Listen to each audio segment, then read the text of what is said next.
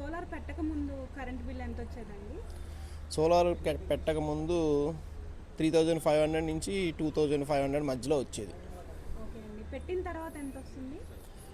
పెట్టిన తర్వాత ఫస్ట్లో మైనస్ కాదు, 250 రూపాయలు అలా వచ్చేది. ఈ మధ్య లాస్ట్ మంత్ చూస్తే -450. ఓకే అండి. ఇంకా సూర్యజ పవర్తో మీకు ఎలా అనిపించింది?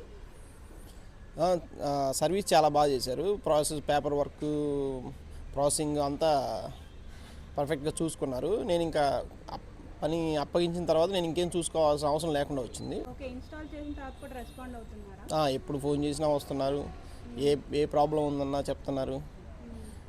వైఫై కనెక్ట్ కాలేదన్నా కానీ వచ్చి మరీ దగ్గరికి వచ్చి మళ్ళీ కనెక్ట్ చేసి చూసి వెళ్ళారు. సోలార్ పెట్టుకునే వాళ్ళకి మీరు ఏమైనా సజెషన్ ఇస్తారు?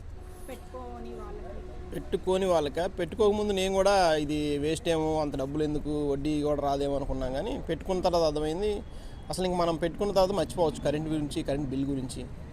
పెట్టుకుంటే బెనిఫిట్, 100% బెనిఫిట్.